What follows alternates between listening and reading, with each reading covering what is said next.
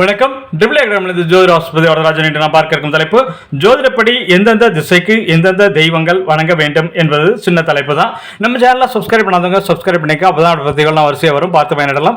ஜோதிடத்தை எளிமையாக படிக்க ஆரம்பிக்கும் 9788250439 இந்த நம்பருக்கு கால் பண்ணுங்க. ஒன்னே டிப்ளமா இன் அஸ்ட்ராலஜி, அதோடு சேர்ந்து ஒன்னே diploma in acupuncture basic Siddha Varma course நடக்குது. ஆரம்புள்ளவர்கள் அனைவரும் படித்து பயனிடலாம். இப்போ அவங்க தலைப்புக்குள்ள போகலாம். ஜோதிடப்படி எந்த கிரகங்கள் திசைக்கு எந்தெந்த தெய்வங்களை வணங்க வேண்டும்.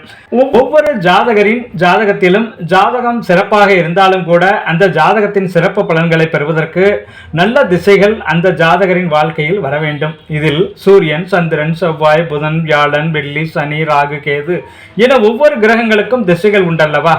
எந்தெந்த கிரகங்களின் திசைகளில் வரும் சமயத்தில் அந்த திசைக்கான தெய்வங்களை வழிபட்டால் அந்த திசையில் அந்த ஜாதகருக்கு நடக்க இருக்கும் தீய பலன்கள் குறைந்து நல்ல பலன்கள் முழுவதுமாக கிட்டும் என்பது ஜோதிட விதி.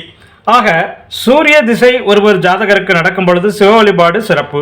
சந்திர திசை ஒரு ஜாதகருக்கு நடக்கும் பொழுது அம்பாள் வழிபாடு சிறப்பு. செவ்வாய் திசை ஒரு ஜாதகருக்கு நடக்கும் பொழுது முருகர் வழிபாடு சிறப்பு. ராகு திசை ஒரு ஜாதகருக்கு நடக்கும் பொழுது துர்க்கை வழிபாடு சிறப்பு. குரு திசை ஒரு ஜாதகருக்கு நடைபெறும் பொழுது முருகர் வழிபாடு திருச்செந்தூர் முருகப்பெருமான் சிறப்பு. சனி திசை ஒரு ஜாதகருக்கு நடக்கும் பொழுது பைரவர், அனுமன் வழிபாடு சிறப்பு. சிவ கோத்திரம் உள்ளவர்கள் பைரவர், விஷ்ணு கோத்திரம் உள்ளவர்கள் அனுமன் வழிபாடு சிறப்பு.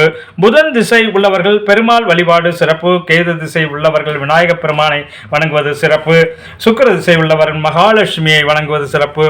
அவரவருக்கு நடைபெறும் திசைகளுக்கு ஏற்ப அவரவருக்கு உரிய தெய்வங்களை வழிபட்டு சிறப்பாக வழிபட்டு வந்தால் அவரவருக்கு வாழ்வில் நடக்கக்கூடிய அனைத்து நல்ல விஷயங்களும் நடைபெறும் என்பது முற்றிலுமான உண்மை. ஆகவே உங்களுக்கு எந்த திசை தற்சமயம் ஓடுகிறது நடைபெறுகிறது என்பதை தெரிந்து கொண்டு அதற்கேற்ற தெய்வங்களை வணங்கி ஆரோக்கியமாக வாழுங்கள், ஆனந்தமாக இருங்கள். வாழ்க வளமுடன், வாழிய பல்லாண்டு. நன்றி.